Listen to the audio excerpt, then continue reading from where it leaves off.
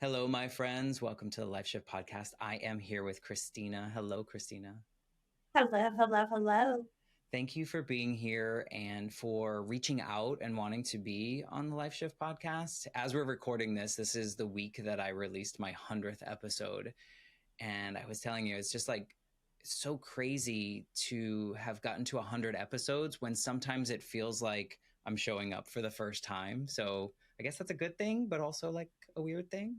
Like we were talking, ironically, I listened to a couple of your podcasts, but I picked the one that was the most recent, and it was the 100th episode. And I wasn't even paying attention. I literally looked up, and you were like trying to connect it to me, and I'm listening to your podcast, and you're waiting for me to be on your podcast. So it was nice to have that moment. It's quite a journey. And I say this on a couple episodes, and we were talking like how important it is that not everyone listens to all the episodes. And it's important for me to share why the life shift exists. And, when I was a kid, my mom was killed in an accident. And, the life that we all had dreamed for us was never going to be the same. And I didn't know too much about that, but I do know the 20 years after that and the grief journey that I took, and I totally failed grieving in what was maybe the appropriate way. And that whole time I felt this way. I knew logically I wasn't, but I always felt like I was the only one kind of experiencing that. And so when I had the opportunity to start this podcast and talk to people like yourself, the whole goal was like thinking of that 8-year-old to like 30-year-old Matt who felt alone in that circumstance. And like, what if people could share their story and others listening could go, oh, wow, my story is validated. My feelings are validated. I feel like there are other people out there that would understand my story. And maybe there is hope to move forward or move through or whatever that may be. And I think people that are going to hear your story, I think there's people out there that might feel very alone in a similar circumstance or something related to what you're going to talk about today. And so I'm just so appreciative when people like yourself want to be on the show and want to share your story and kind of spread the word about what your life was like and what you're doing now because of it. So thank you again for just reaching out and wanting to be a part of this.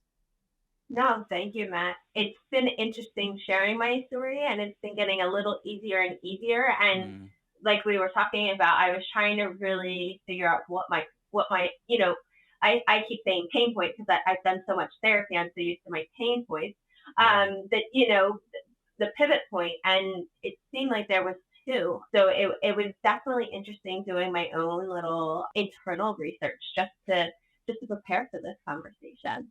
I've had that comment before from guests saying, like, this was interesting because, sometimes we think of it as one thing. And then when we dive a little deeper, we're like, oh, wait a second, there's more than one. Or it was like a seemingly small moment if you just described it as, like whatever it may be. And it even happened to me. And I led with the fact that my mom was killed in an accident, but technically it wasn't really my pivotal moment because she was dead before I knew.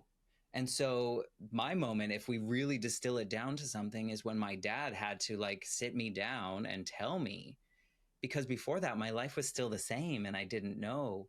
And so you're right. It's like this, should we all be so lucky to have this moment to reflect and to think about our journeys in this way and kind of dissect it and for most of us, hopefully, especially you, if you've gone through therapy and you've done these things, there's almost like kind of like a pride of like what you've done since this development since. And to pinpoint it down to that is always so interesting. So I'm glad that you found some value in your internal research that you were doing before we got on here. Yes, no, I definitely, and your story just, it hit me a little harder than I thought. Like, you know what I mean? Like, I've heard you say it over and over again, but like, my son is 18 now, and when I had to sit him down and tell him when he was 11 that his dad had passed, you know what I mean? Like, every time I listen to one of your podcasts, I'm like that moment, like I remember it, but like it was like floating. Like I didn't know how it was gonna go. Like, yeah. You know what I mean? I knew that was the moment that was going to change my son's life forever, and I wanted to be like as easy as possible. Like, you know what I mean? So I'm sorry that you had to share those words with your son and the words that you never ever imagine saying. You know, when I talk to my dad about it, he's still, I mean, even to this point where 35 years later, he's like, those are still the hardest words that I've ever uttered in my life. And I think he will always be transported to that moment. And so I'm sorry that you had to also experience that. And, you know, it's like, I know we're not on here to talk about that moment, Right. but the power of our stories and helping others, like, you know, I know you didn't know that you were the only person that ever had to do that, but to know how it affected me when my dad did it, or how it affected him, there's some kind of through line that we can do with this human connection. That it's the power of podcasting. I love it so much. And it actually is part of my story, the end part of it, because my 10-year plan is a community corner plaza for this exact reason. So my story is very complex, and it's very, for 9 years, it was one trauma after another. Within every year, we experienced something traumatic every year for a very long period of time. And it was so many different things that, like, I don't even know how I made it through. And then started, my pivot is all these things, but there's a lot. And it's helping me on my healing journey through a lot of my stuff, because my son is, we're close in age in a sense. So I'm healing and he is healing at the same time, but we're understanding where all the trauma came from. And like, I'm doing what I wish my mom would have done. Yeah, that was my fault.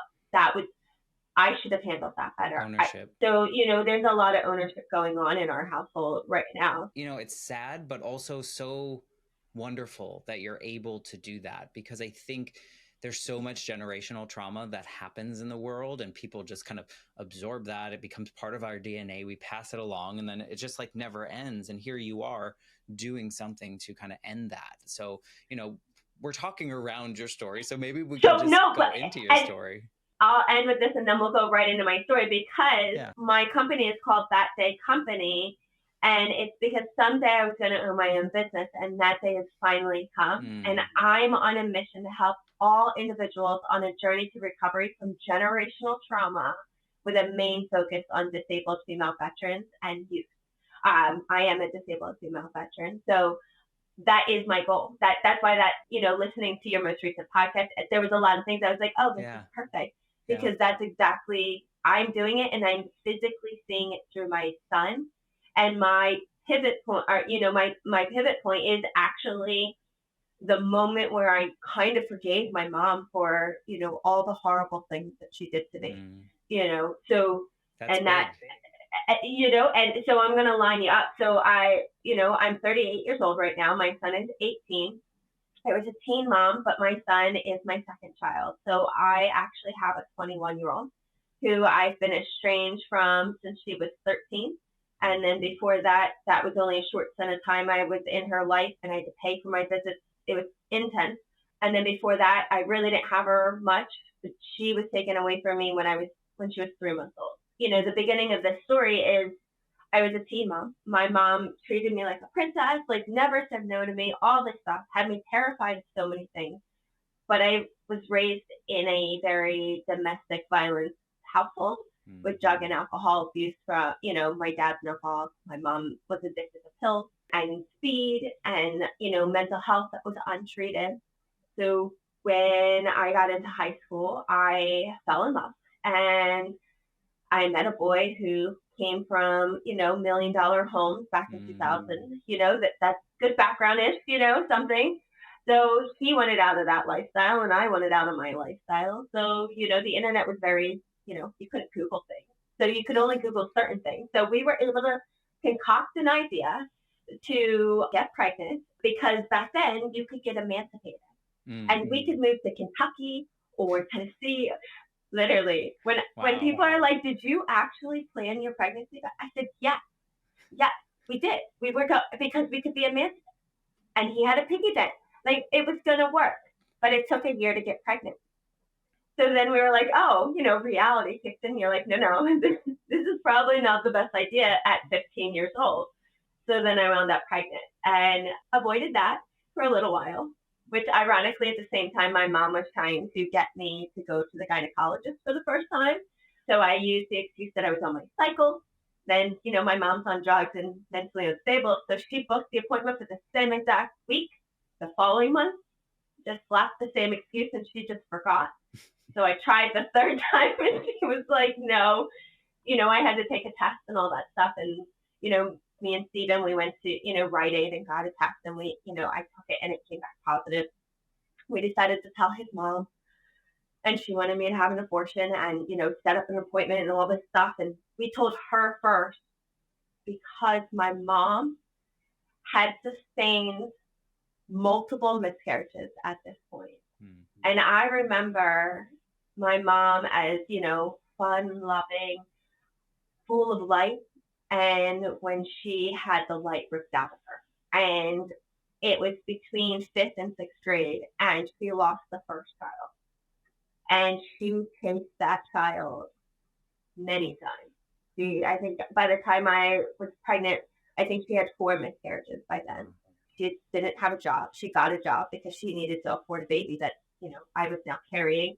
It was I couldn't do anything. Like I wasn't allowed to eat when I wanted to do. If it was too sunny, she wouldn't let me go outside. I couldn't walk anywhere by myself. I, couldn't pick anything out for my daughter. She set me up in these parenting classes and you got, points for going and you could pick out like 3 items because we were very, very poor. So sometimes we didn't have plumbing. Sometimes we didn't have like a toilet, so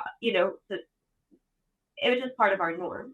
Your mom kind of like was trying to live through you or live through your pregnancy to control it and kind of because of what she lost before and kind of transferring that protection or whatever you might do as a pregnant woman onto you.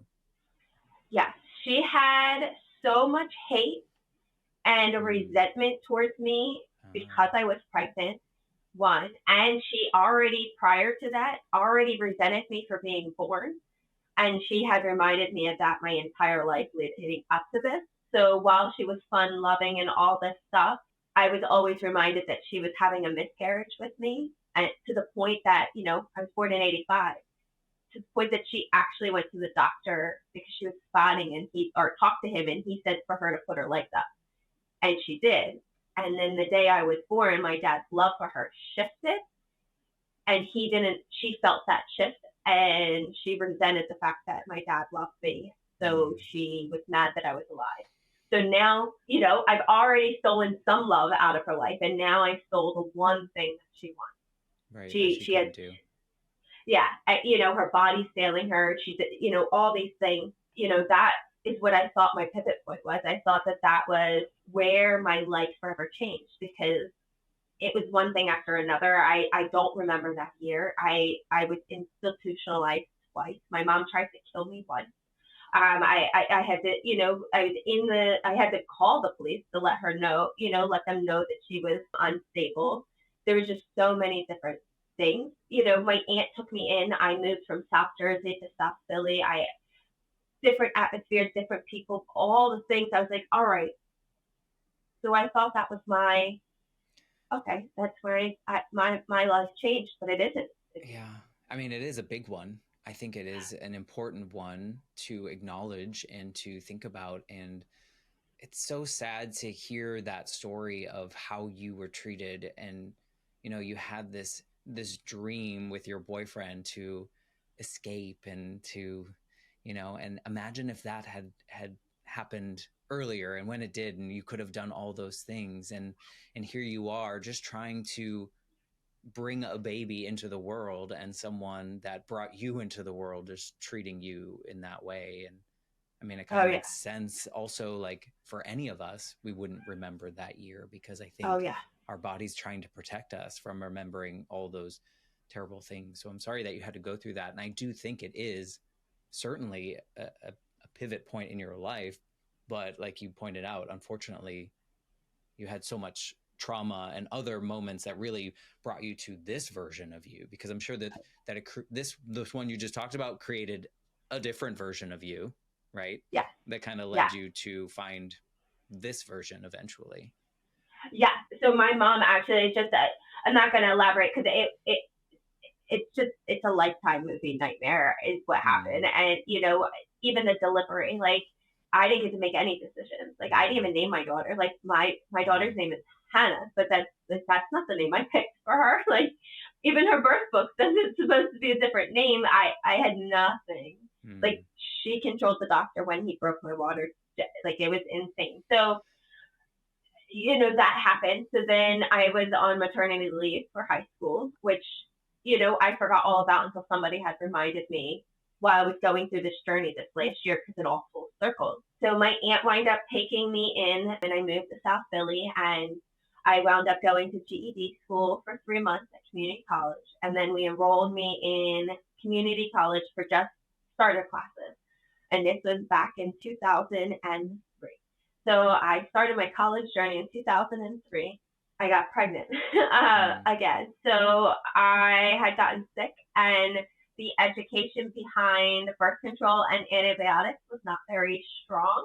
So I found out in a McDonald's restroom that I was pregnant on our way to go see my mother, which then was absolutely terrifying, because by then she had lost another baby.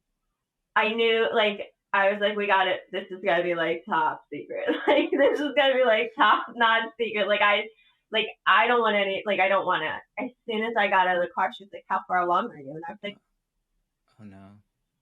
I was like, "What makes you think?" She's like, "Your nose." I was like, "You're right." So I've been pregnant 3 times in my life, and my mom could always tell by my nose. The way that my nose expanded. That's so interesting.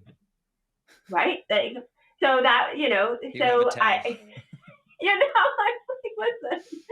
So, my mom found out right away and all that stuff. And, that was fine. I was able to keep my mom out of things. I moved from South Jersey, moved to Northeast Philly with my son's father. I didn't realize I was trading one nightmare for another nightmare. So my son's father was living with his parents. He was, a couple years, 2 years older than me, 3 years older than me. But I didn't realize that he was being so controlled by his mom that he became so possessive. So when we finally moved out, I finally got him convinced to move out, and he moved 3 blocks from his mom. So we got an apartment 3 blocks, so she could see where our car was parked, when we were there, where we were gone, how long we were gone, how many miles, all the things. And all of his bank accounts were linked to her. So she had access to anything that we bought. So I did that for a little while, tried to fight custody for my daughter. And then it became violent on both ends. We both were violent towards each other, not physically hitting one another, but breaking each other's possessions, breaking the walls, because of both of our generational trauma, right? Which does not make it right. Yeah, it saddens me to think back to that. It's tough because, I picture this person that doesn't know how to funnel any of that energy, any of those emotions, because it was all stunted at home for you in the first place. And same thing for him, is like, you were walking on eggshells your whole life, and here you are thinking, I'm out, I've made it, and then you've just kind of fall right back into something that feels terribly comfortable in a way, right? Because it's something and you've experienced before, and it's so hard to get out of. He had 3 cars, and I had to walk everywhere. I wasn't allowed to drive his cars. When I finally bought a car, I wasn't allowed to drive it. I still had to be chaperoned by his mother or him. It was intense. So it finally got to the point where one of our fight preps, he chased me through the house, and I tripped. So we had an old school pack and play with one of those hard shell corners. I tripped and broke my clavicle here, or collarbone, but I never went to the ER. I left and went to my friend whose mom worked at the ER, so I never reported it or anything. But that really woke me up to the fact that I had been being sexually assaulted by him. Like, a lot of things started like clicking, and I was like, oh, like my son's never home because his grandmother's always taking him, because like all this stuff. I was like, so I started planning my exit. I was working 60 hours a week. I was making decent money, and I stopped working, and I went to like a minimum wage job, and I was working overnight just to avoid, or not overnight, but I was working evenings. So I wouldn't see Michael at like most of the day or at all. So I wound up going to my mom. I worked at a dealership, so they fit in as the paperwork to get me a car because we pretended I did a bunch of babysitting, made all this money, whatever. So I got a car. So I was able to be mobile. So I was able to try to find a way out because the only way to get out is to be able to physically leave so nobody knows when you're leaving. So I took a job that I couldn't even afford my car payment, but I knew it was temporary, and I just physically needed somebody to give me a car so I could drive everywhere. So I went home, and this is the second point where I thought it was my pivot point. So I went home, and I remember asking my mom if I could come home. And I told her, this is back in 07, so you don't really talk about mental health too much. I know what's going on in my parents' house, so I kind of like skimmed through things, hoping that she would read between the lines. And she said no. She said, "You made your bed, you can lay in it. Like, go fix it. Like, this is your problem. This is the life you chose." And I thought that moment, like that was up until this year, that was the moment that changed my life forever. Like I went from understanding that my mom was mentally unstable, addicted to drugs, anger issues, violent, tried to kill me, all the things. Like I understood it until that day. And I stopped having my empathy for her started depleting from that moment. Yeah. I mean, it was almost like a validation of all the things that she did, though, in a way, right? I feel like it's like, I think when we love someone or we feel like we love someone, we can justify, I don't know if that's the right word, but we feel like, okay, well, that is because so-and-so is going through this, or this is happening. And it was like, at this moment, your mom kind of proved, like with words, like, no, I don't like you, essentially. Like, I'm not going to help you. Yeah, you're not worth it. It's like, no, you can't. Like, you can't come home. Like, you go home. Like, if I have to live like this, you have to live like that, and that's how I felt. Punishment. Do you think it was more that she wanted to see you hurt, or the fact that she didn't care? Hurt. So my mom was a very vindictive woman towards me.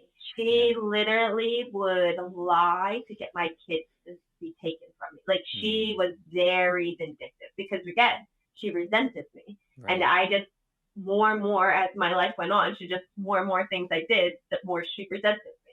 And you escaped from her once, so she's like, well, no, you've already made me look bad by escaping from me, so I can't let you come back and mend all bridges and love. I'm sorry that you had to go through that. It's, to be told where you thought, I mean, and that was probably hard for you to ask to go back, right? Like, it's not like, I can't wait to go back home. That was just your safety. I don't even know if it was safe, but it was like, no, it's not the next safe, right? Yeah, you know what I mean? I knew it would be a temporary. I knew I would figure out something. I lived with my aunt and my uncle in South Philly, and my aunt was in the Army Reserve. And my mom raised me to be a person of gift. You know what I mean? Sacrifice your holidays to serve somebody else. Like, always give your last dollar. My mom took a lot from me, but before she lost that first child, she was a wildly crazy, let's experience life as best as we can in ways that we can afford it as being people that don't have money. So I have a lot of life experiences that others don't have because of my mom. So she gave me a lot of things just as much as she took things. So, it's hard because she's your mom, but at the same time, I watch her love my little brother unconditionally, and he can do absolutely nothing wrong. And when something goes wrong in his life, it was my fault. How is he failing school my fault? Like, I don't, I don't understand. Like, so But I think it's also natural too to remember those good times and hold on to them so tight because we think that that person is still there, or we see those other things. And it's like, if only we could get back to that, but. And, that takes me to the next point. So within a month, I had reached out to a recruiter, and I wanted to go into Marines because that's where my brother was getting ready to leave. He was left right out of high school for 4 years apart. He's younger than me, and a lot of his friends went. So I was like, at least I'll have family, or, we can try to be together. Well, because I dropped out of high school and got my GED, the Marines wouldn't take you back then. So, then you can try the Air Force. I wasn't, smart enough for the Air Force. And then the Navy, I don't like water. So I'm not going to Navy. And Coast Guard, obviously, it's another water thing. Right. So I went to the Army, but I couldn't go active duty at the time because I was considered a single mom. Because I had custody of two different children, well, two of my children, and with two different fathers or whatever, and in lieu of sorts. So I had to go and sign my rights away from both of my kids. So I had been fighting for my right to see my daughter, and at this point, in order to save my son and to save me, I had to give up my daughter that I was barely even having a relationship with, which, again, you know what I mean? You have to pick the lesser of evils when you have so many traumas going on at once. You got to pick which one's, less worse. Because if I would have stayed, she would be exposed to that. Like that just, so that happened. So I knew doing that, I was going to lose all the power as a mom in any capacity. I knew how much control Michelle took of her son. And I had to give her some of my son's legal custody in court papers. So I legally gave the woman that I knew. I mean, my mom was crazy over here. And then I had this lady that was the only person I could leave my son with. The only person that was willing to help me get out of that situation. Even though I knew she was doing it for the wrong reason. Right. Yeah, you gave up. I mean, you were trying to save yourself. And I think, you make a good point. It's like, how do you choose? And if you want to eventually be able to show up, you kind of have to put yourself first. And, and I think probably a lot of reflection and therapy and things kind of help you through those moments, but it's for no one is it an easy choice to do that. But there was still hope. So at that time, all I had to do was 6 months in the military. Then I could come back, go from reserve, and go active duty. I just needed to make it to training. How hard is that? Not that hard. I thought that this was my ticket. I was going to win. All I had to do is get through some physical training. So I was like, all right. And then I could be free. I could have housing. I could have them help me fight for my kids. But you know what I mean? It wouldn't all happen so quickly, but I would have stability. I'd have food. There was a plan. Shelter. Yeah, it was a plan. So I went to basic training. Within a month, I left for basic training. And within 2 weeks, I wound up hurt. So I fell about 16 feet off of a cargo net onto my right side. And I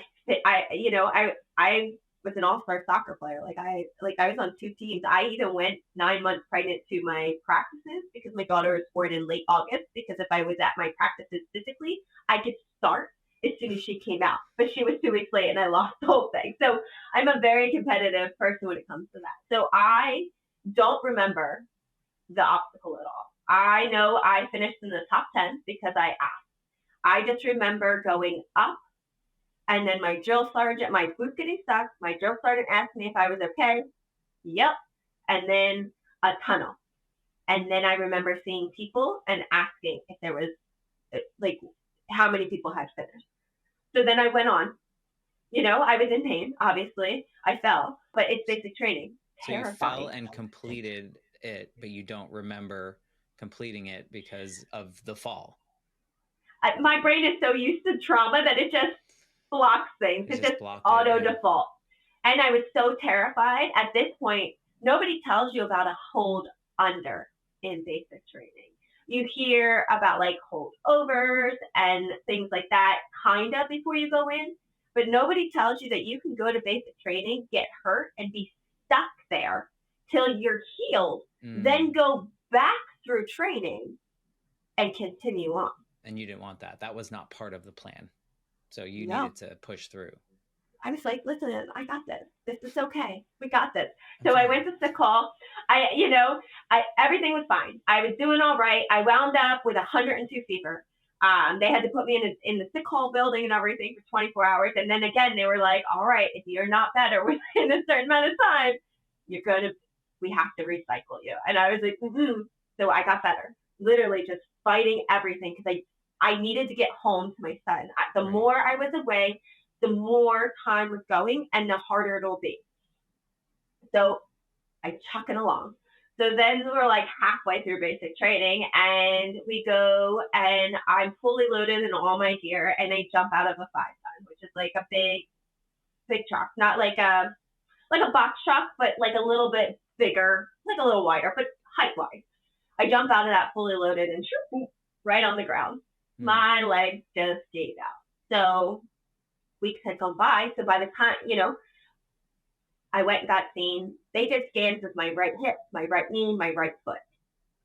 I forgot nobody up here. I wound up with a line of duty. I have a line of duty from basic training. And in order to graduate, I was on crutches. I had to do a 10-mile ruck with this situation going on. Lots of ibuprofen and Tramadol. What's a line of duty? So basically, I got hurt in the line of duty. Okay. So yeah, it qualifies you for certain like benefits and things like that. So if I was, in theater and I got hurt in theater, you get a Purple Heart for that stuff. So here I am trying to graduate basic training. So then they're like, all right, well, you have to get off the crutches. You're not allowed to walk in graduation on crutches. I was like, well, I can't put any pressure on my hip because I had stress fractures all the way down my leg. So, marching, all the things and carrying stuff. So the doctor said, I will pass you. All you have to do is put the crutches to the side and jump on your right leg 3 times. He said, you can scream as loud as you want. You can curse as much as you want. And you can punch the air, but I am not going to let you graduate basic training unless you jump on your foot 3 times. That seems so bad. Seems like a really terrible decision when you have a stress fracture. Yeah, that just sounds not great. Right? But you did it. So I did it. And it hurt. And then I ran out of time because I had to wait so long that I had to run across 2 fields to make it to the exit class. So I just jumped on it twice and then had to run across 2 fields, made it, did graduation, everything's good, came back, life was lots of pain, came home homeless because I went to AIT and they told me that I couldn't go active duty, that I no longer qualified for active duty because of the LOD. So I came home to live in the car. Your plan was you thought by doing all these things, getting to graduation, your plan was still on track. Yet here you are, another pivotal moment where people are like, that plan, goodbye. You can't have that plan anymore. Despite the fact that you pushed through, we made you do things that are questionable. And now you're once again being punished with homelessness or no place to live besides. And no kids. And no kids. No family. And kids. Really? So I picked up my car. And then within 2 days, I moved in with this guy who ironically went to school with my daughter's father and me. But he was a grade younger, so I didn't know him. But he actually went to house parties at underage drinking with my daughter roaming around. So that was interesting to learn about some things and the choices that I made and, the life things. So I moved in with him because I had a car and a driver's license. And he had too many points on his driver's license and he moved from Arizona back. So he needed somebody to drive him places and I needed somewhere to live. So we became friends that lived together. And we switched services and all that stuff. And then we wound up dating and whatnot. And that lasted like 9 months. By then I had tried to go back to college. So I had signed up to go to LPN school. So I was going to be a licensed practitioner nurse. I tried before just for school, got pregnant, didn't work.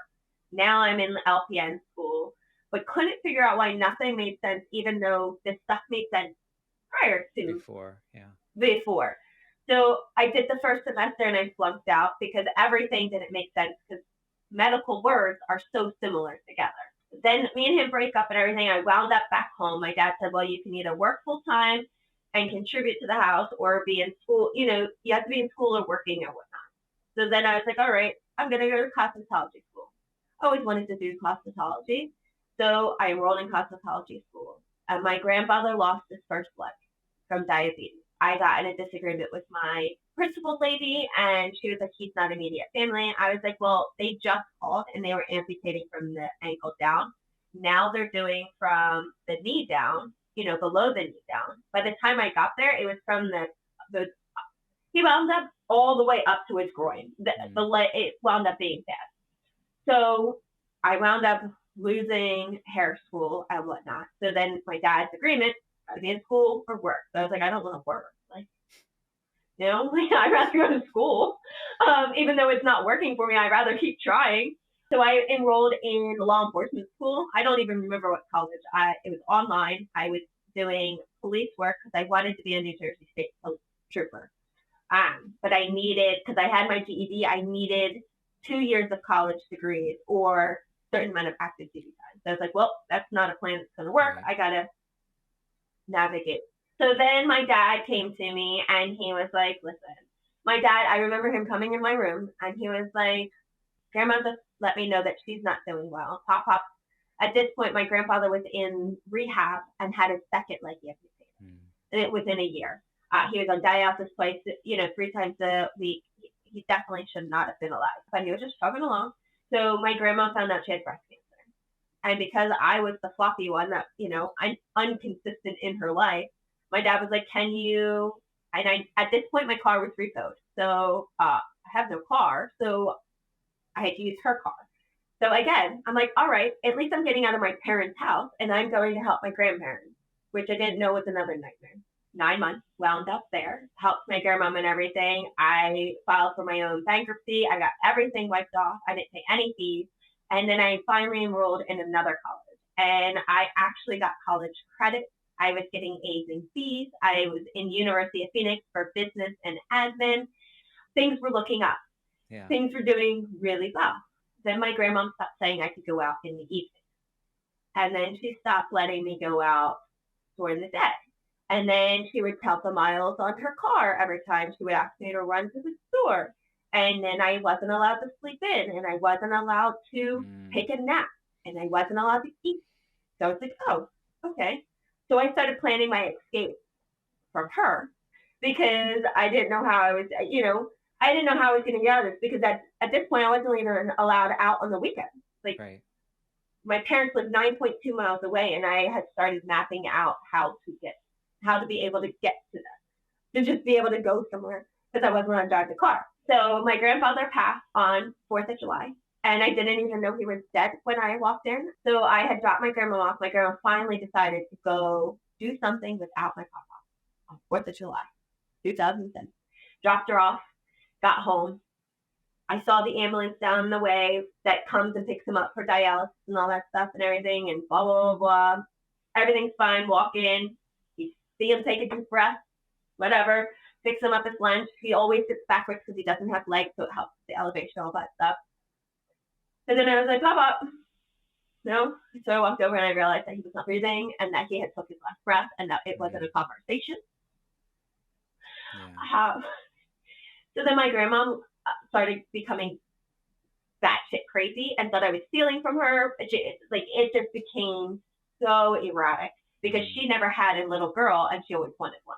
So again, just trading trauma for trauma. So I wound up out and then I wound up back home. I think, loss is a crazy thing, and it can force so many people to do things that they can't imagine. And I mean, you lost so much throughout your life that you've described. And it's like, I keep wondering at what point does life stop throwing things in front of you to trip on or to push you in another direction. Because when we got on the call, you seemed happy and you seemed like things are good, and you talked about your company, and I just can't imagine facing all of these things and becoming that person. And I know you're going to tell us kind of like what that final shift was, but like at what point does it stop? And I'm sorry that you had to go through all that. It's part of my story. So that was 2010. So in 2010, I also sustained a sexual trauma from a military colleague. So I have a military sexual trauma.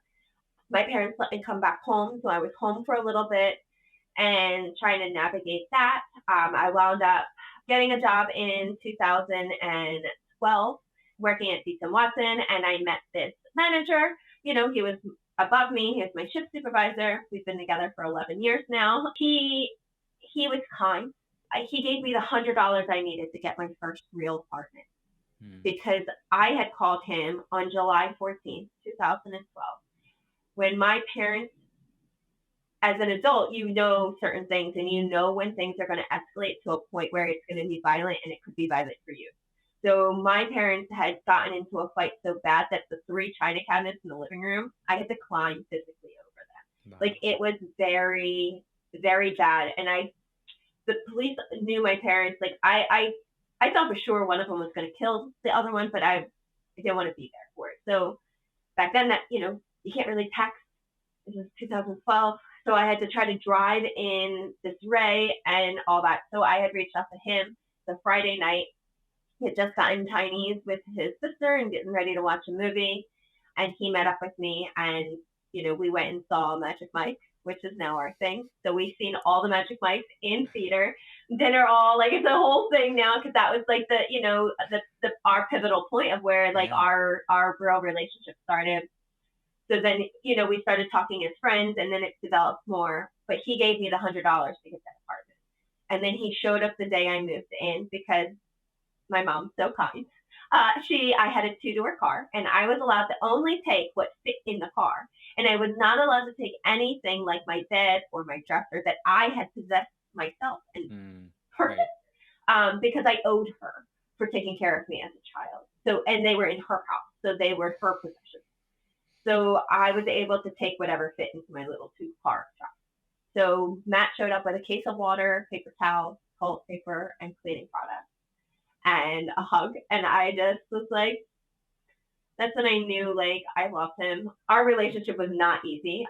Within a year, I became chronically ill. And then for 5 years after that, I wound up being homeless, moving, child custody battles, all different things, countless things. And then another tragic thing happened. So I was fighting for I stopped working at 30. My parents were helping us pay the bills. We were barely able to stay in this one apartment. And then I had my son for my 2 weeks out of the year because he lived primarily with his dad because I was unstable living-wise, and it made sense for him. So we were fighting a custody battle. We had to go for a neuropsych eval, our psych eval through the court. And I went for mine on, August 16th, 2017. And I went to the courthouse and I did my thing, and I came back and I took the train and all the things, and I came back, and then my mom called. And my mom's always a hurricane. And she called. She was like, why didn't you fucking tell me Mike died? And I was like, I don't even know who you're talking about. And she starts ranting about how Mike died and all this stuff. And I was like, I have who is Mike? Who is Mike? She was like, Ethan's dad. I was like, I think I would know if my son's father had passed away. I think somebody would have called me by now. Right. She's like, it's all over the news. Oh, God. He died in a house fire. I was like, so my son is literally sitting in the living room, and I'm trying to Google because my mom found out because my younger brother works with my son's aunt's father-in-law, who got the call because my son's other uncle is a firefighter that was fighting the fire. So my mom knew from a chain of series of events that I was never informed. So I found out that my son's father, person I loved at one point, but we did not have a good relationship. But Like, everybody's life was about to change. My son didn't even live with me full time, and I didn't have stable housing. Like, and now I have to tell my son he's going to be even more unstable. So that happened. You know, we wound up shifting and all that stuff, and then within 6 months, my mom took her life. It doesn't stop. No, so she took her life, and then within 3 months, so her funeral, nobody had money, but I had come into Ethan's, little bit of money, so we bought a modular home. We finally weren't homeless. We weren't living in any, anything. We finally stable. And then, nobody has money for my mom's funeral, but I have just enough money in the bank account to the point where I couldn't even afford the last day at the hotel that me and my son were living in, waiting for the house to be delivered, because I paid for her funeral. Because I felt so guilty for feeling so happy when my dad finally called and told me she was dead, and that she finally took her life, and that the every 2.5 years that my family knew that she tried every 2.5 years, and that I didn't know how bad it was until I started going on this last 7-year journey. But you know what I mean? Like, I was so happy. Like, I got her a pink casket. I put her name on it, all the things. So that's a complex feeling. And I don't think you're alone in that. I think that there's a lot of people that have experienced this. It's like, I know I'm supposed to feel this way, but I don't, because there was probably a sense of like your freedom in a way of that constant pain and rejection and hurt that she provided to you for all those years. And I can understand how complex that probably felt. And maybe paying for the funeral and stuff was a little bit of a Band-Aid to like help you feel better about how you were feeling. But I think it's a normal human reaction in the way that you felt. So I hope there's no residual shame in that. You know what I mean? The grief process is weird. It's just a weird thing. So within a year of that, my boyfriend, now, we've been together 11 years. My mom's favorite day of the year was her birthday, September 17th. So the day before, we went to my boyfriend's birthday dinner. His birthday is September 15th. His birthday is September 15th, and my mom's is September 16th. So September 16th is the day that we had dinner. So we showed up. He went to church with his mom early in the morning, saw her, had a great conversation, skipped out on going to brunch, which he will forever regret. We showed up to dinner, and she was in the shower, which was unusual. We were chit-chatting, and about an hour went by, and his brother went to check on her. Long story short, she died of a brain aneurysm within 4 hours. And we watched her drive. We watched the EMTs, instead of putting her on a gurney, gray, with me and my son watched them drag her out of the house. So now my household, and we took in my grandma with dementia. So 3 months after my mom passed away, we took in my grandma with dementia, who thought I was my mom. So now I learned all about my mom's trauma from a different perspective. So, you know what I mean? So now our house completely shut down. Everybody's grieving, and nobody likes anybody. So I actually live in a separate house than my family, because this is the house I bought for my grandma, because my VA disability came through. So within the time period of 6 months, so I was able to buy this house for my grandma to come live with us and take care of her. So my son and my boyfriend live next door, and I actually live over here with my cat. Going through all the things. Fast forward, we're speeding up the story, all the other stuff. There's a lot of things. It'll take us forever. So now here we are. The pandemic happens, and I'm in a lot of chronic pain. And I have fibromyalgia. I'm diagnosed. I have been discharged from the military, not medically, all the things. So I've been living with chronic pain for so long, and I've gained so much weight and all the things. And I was in Marlton, New Jersey, and I pulled in a parking lot. I called the VA. I was like, listen, I really can't take this anymore. They're like, well, go to the ER. I was like, all right. But I knew what was going to happen. They always just, you have fibromyalgia. It's just a flare. So I fought tooth and nail, and they did a CAT scan of my pelvis. And it lit up like a Christmas tree. I walked out of there with 5 chronic conditions. And then I was supposed to have my hysterectomy. That was in January. I was supposed to have it in March. The pandemic hit in March. So it got pushed back. I wound up having a vein embolism, because it got to the point where I couldn't even bend over without throwing up in my own mouth.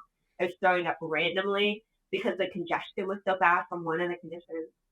wound up with the hysterectomy 3 years ago. So it took about a year for the pain to level out, me to start feeling normal, losing weight, getting my life back because it had gotten really bad. And then all of a sudden, it was like I had dementia. I couldn't function in the afternoons. I didn't know how I got places, like time, space, everything. Like bruises, bumping in, everything was messed up. So I was in physical therapy because after, hysterectomy and all that, I had a lot of other things. So my doctor had asked me if I had ever hit my head. And I was like, no. What? I think I would remember if I hit my head. I said I was in a car accident. I said, but I was leaning forward and it was my shoulders that got messed up. I said, but I didn't rattle maybe, but not this. Right. And I was like, but I did fall 16 feet off of a cargo net. And he looked at me like I was the dumbest thing in the whole world. And he was like, you don't think you hit your head? I was like, well, now that you say it. Mm. And this was in 2021. I was like, and I fell in 07. I was like, now that you say it, maybe. Because I'm trying to explain all my symptoms. He's like, it sounds like you have a traumatic brain injury. I was like, your guess is as good as mine. So he sent me to polytrauma. Fast forward, it took another year, but I went through polytrauma, went through neuropsych eval. I have hearing aids now. I have all the things. 2022, I finally got my results because a lot of things got misplaced with the pandemic and everything. So it turns out I have 5 impairments, 10 weaknesses, audio and visual processing disorder, and severe dyslexia on top of my mental health and my chronic illnesses. So it's very hard to function. Yeah. Sometimes. I think even if you didn't have those particular things, the things that you've experienced are things that like maybe one of them other people experience, and you just had like a Lego house of just stacking and stacking and stacking.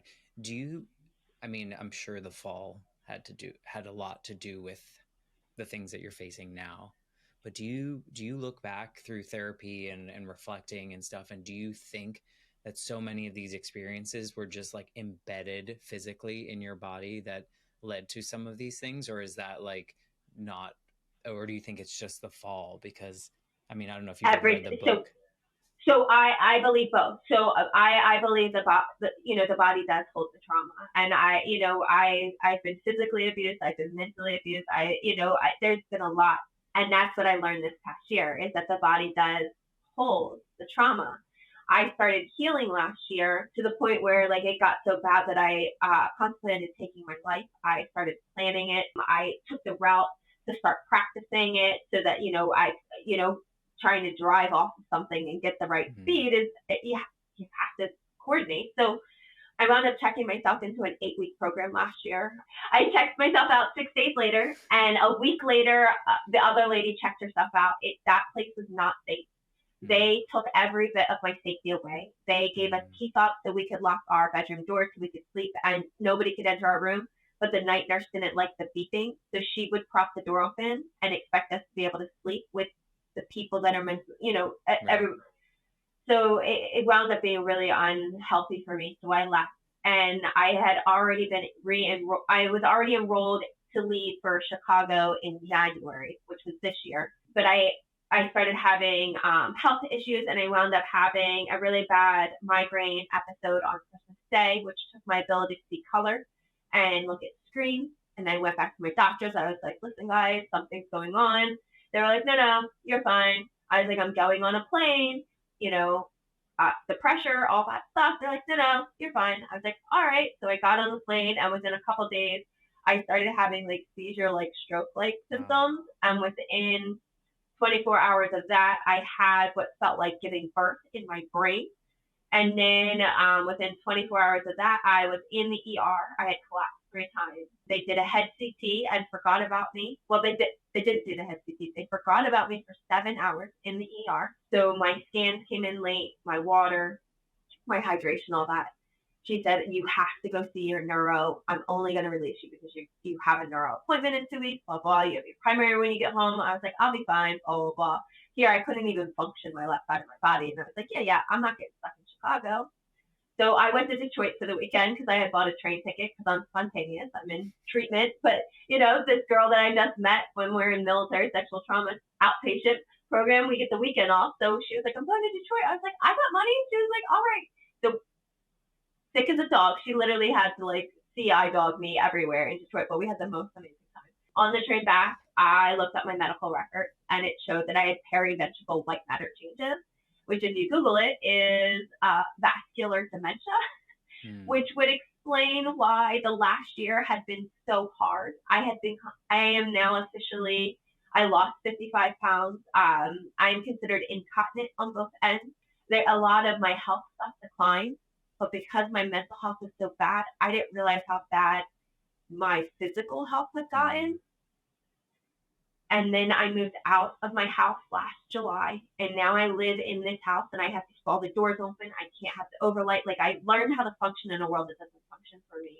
Yeah. My doctors weren't listening to me. So I thought I wasn't going to make it. They were talking about Parkinson's. I was looking at heart failure. I had a heart monitor on a couple times. They couldn't figure out what was going on. So my body was literally like shutting down and giving up as I'm trying to heal. And it's like, no. And I'm like, yes. And then the moment happened. So my pivot moment, and I wanted to see if I could grab this. I don't know if I have it marked because that would have been smart. So here I am. Everything's going to business. Here it is. So this year, I'm going through my healing journey. This journal, the day my mom took her life, I took 2 books from, my mom used to journal like, so she wrote everything. I don't remember anything. She has tons of journals. So I took this random one, and I've looked through it dozens of times. And it's been 7 years, almost 7 years since she passed. And I tallied this thing. I've looked for clues on this healing journey. And then this year, I opened up and stumbled across this, which forever changed how I felt about my mom and my healing journey. So June 21st, while Chrissy has left Mike, she wants to move in. She is going hyper manic again. So I was misdiagnosed as being bipolar.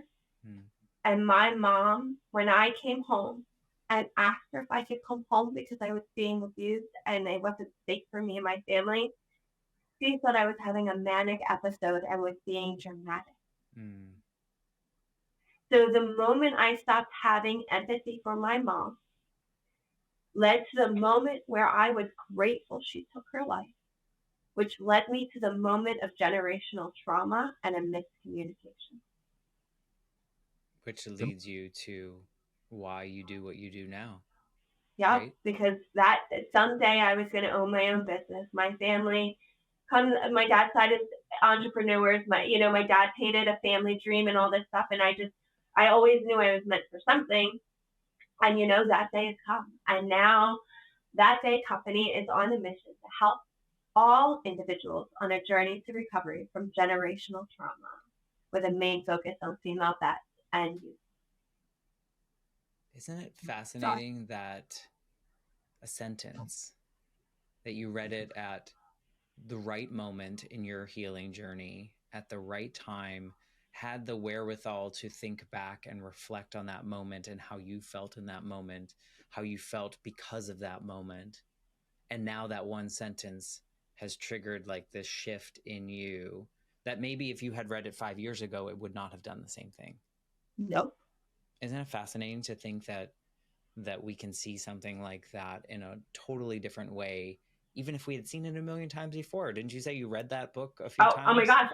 Yeah. So many times. Because the other one that I have, which is funny because I'm linked up with a lady in London and she created my book cover. So now I'm like actually writing my story. And the first set of books is my story. And then it's going to be my mom's story through her journals and her stuff. But I actually have her calendar little book from her senior year of high school when she found out she was pregnant with my brother. So I'm, and I also, after I found this gem, before my daughter's 21st birthday, because we don't communicate, but we have a connection on Instagram. So, I try to send her something in words or whatnot. So I was trying to figure out what I was going to send her this year. And lo and behold, I don't remember her birth. There was a little like white folded multiple pieces of paper from like a little notebook that was ripped out. My mom had written down my daughter's entire birth story, the number on the hospital door, like my heart rate, when all the things. So my mom is helping me heal through my trauma with her trauma. It's and my grand, like, it's just amazing how much this is gonna. Yeah, it's fascinating that you're able to do that after so much trauma, because I think, and you were at one point ready to give up because it was just too much, and it probably still is too much. But now you have the wherewithal and the tools to kind of process and forgive yourself, forgive the people around, maybe not forgive, but maybe it is forgive. I don't know. However you feel about some of them, but well, it's more or less, my grandma was abandoned by her mom and grew up in an Army orphanage. And then she did the best that she could. She had a good job. She got a state pension. And then my mom, was a housewife. Like, you know what I mean? They all tried to do different things. And my mom, unfortunately, she couldn't hold on long enough. But she gave me all the tools I need to keep going. And I think that was, part of the wake up call. It's like, this, you're supposed to feel this because you didn't feel it before. Like, you weren't allowed to. I love that you have this awareness now, and you have this ability to look back on these moments, as hard as they were, and try to find what you can pull from that to make your life better now, but also make the lives of the people that you work with better through the services that you can provide. Typically, I kind of end these conversations with like a question about like what you would say to yourself, but I wouldn't know which one to go to. There's so many versions of you that have gone through so many of these things. And I'm wondering if, because you probably interact with people that have experiences like your own, if someone is seeing these traumas stacked upon stacked upon stacked, what could you say to them? What would you want to say to them that might help them get to where you are? Because I think that's a big thing. I think you just feel so hopeless in some of those moments. What is there something that you could say, knowing what you know? Yes. So going back to Simon Sinek, find your reason why. There's always a reason why something happened. It might not be your why or directly affecting you, but there's some reason that happened. And to just look at the why and try to find the lesson in it, because whatever you believe in, and I believe in believing, it happens for a reason. It's just figuring out what it is and then taking it and sitting with it. Do you think that at any point in your journey, if someone told you or gave you that idea, do you think you would have been able to? I've been in therapy since I was 17 years old, so probably. I've been told all the things. Yeah. But it wasn't until this past year and a half where I actually started healing and sitting with it and actually just crying for 5 minutes instead of trying to hold it in, and then it bottling up and turning into this huge thing. So no, I think it's important. I think that's so necessary that you're telling your story.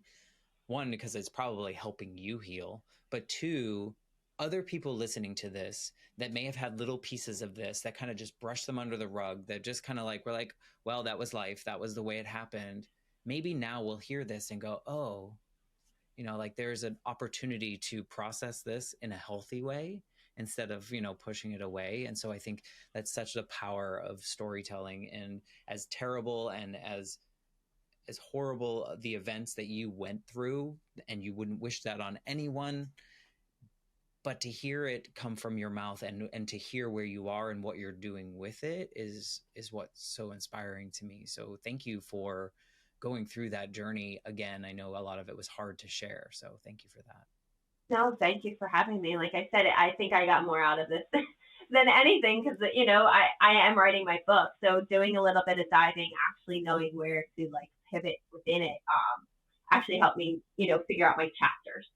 So thank you. Awesome. Well, you're welcome for that. If people want to learn more about you or connect with you in a personal way or in your company, what is the best way to kind of get into your sphere of influence? So I'm pretty much on every platform but Twitter. So you can either look for me under my name as Christina Oyola, but most things are That Day Company as my coffee company because I'm a one-stop Awesome. shop, so it's easier. Awesome. We will put those links and whatnot into the show notes so anyone listening can easily click and connect with you. I would say, I'm sure Christina would welcome any kind of conversation, even if you're facing something and you just need someone to listen. I think she probably wanted people to listen at certain points in her life, but it's a little bit before texting and those kind of things and social media. But yeah, just connect with us and share your story. I think it's so important. And I'd venture to say that nobody's really alone in these journeys if we can continue sharing these stories. So I know it's a little bit longer of an episode, but thank you guys for listening and connect with Christina. Thank you, Christina, for being a part of this once again. Thank you. Thank you. If you're listening and something that Christina said resonated with you, let us know, but also share this episode with someone that you think might need to hear this story and might be on their healing journey as well. And with that, I'm going to say goodbye until next week when we have a brand new episode of the Life Shift podcast. Thanks again, Christina.